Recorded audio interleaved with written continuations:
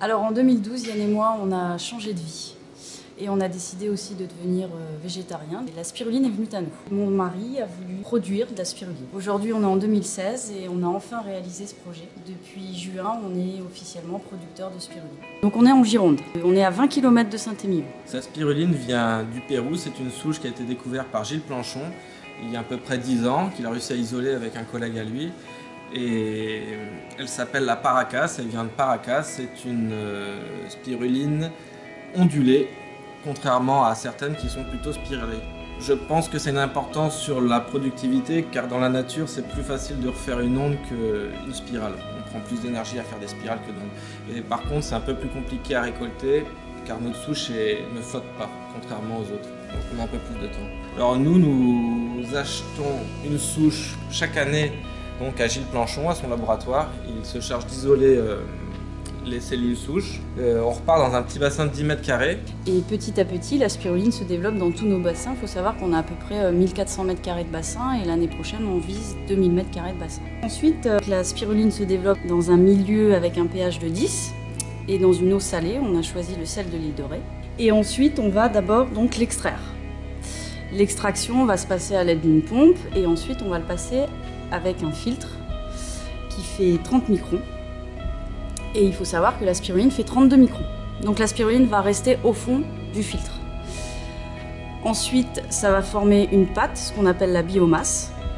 Cette biomasse, on va la prendre, on va la presser.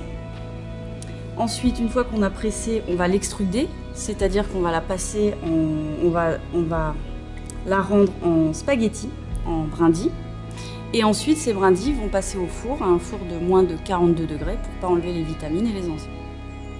Et ensuite, la spiruline sera mise en pot. Donc nous, on a choisi des pots, des boîtes compostables. Enfin, le couvercle est compostable et la boîte est recyclable.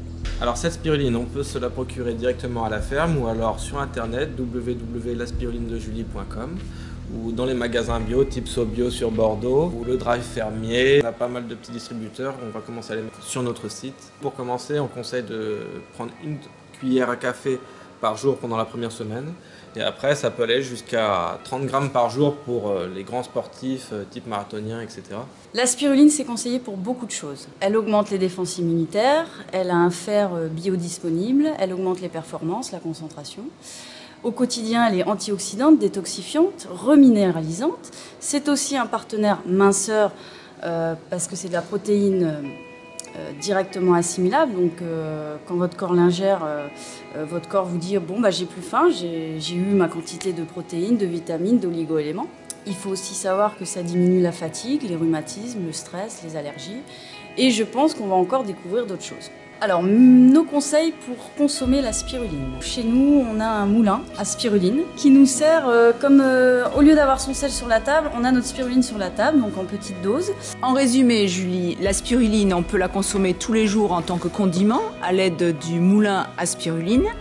Et puis ponctuellement, à chaque changement de saison, on peut faire des cures à raison donc d'une cuillère à café par jour, à prendre de préférence le matin à jeun, à savoir que votre spiruline a un goût vraiment très particulier parce qu'elle est légèrement salée grâce au sel de l'île de Ré et elle n'a pas du tout ce goût fort en algues, donc il n'y a vraiment pas de souci pour la prendre à jeun, la prendre le matin, c'est un régal. La spiruline est composée d'environ 65 à 70% de protéines végétales hautement assimilables puisqu'elle n'a pas de membrane cellulosique.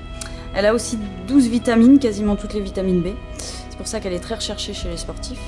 Elle a 11 minéraux et oligo-éléments, 17 acides aminés dont les 8 essentiels. Elle a 3 pigments aussi dont la phycocyanine, très recherchée par les laboratoires, des enzymes, des acides gras essentiels et des glucides. Ta recette préférée, Julie, c'est la tapenade à la spiruline. Est-ce que tu peux nous dire à peu près les ingrédients qu'il y a dedans? Pour une tapenade à la spiruline, je prends 250 g d'olive, donc c'est à peu près pour 8 personnes. 25 g de spiruline réhydratée, c'est-à-dire que je vais mettre ma spiruline et puis je vais remettre de l'eau au niveau de la spiruline. Au bout de 5 minutes, elle est réhydratée. Ensuite, je vais mettre 3 cuillères à café de capre et un demi-oignon. Je mets tout ça dans un blender. Vous pouvez déguster ça avec des petits cressins que si vous faites, ou des petits bouts de carottes, ou des petits bouts de courgettes. Et tu nous fais aussi du chocolat, du cacao à la spiruline. Et donc, on est sur un cacao très très bon puisque c'est du National Hariba. C'est vraiment un super aliment. Et donc, il y a de la B12. Julie, Yann, je vous remercie pour cette visite et puis je vous souhaite un développement prospère de votre activité et je vous dis à bientôt. À bientôt.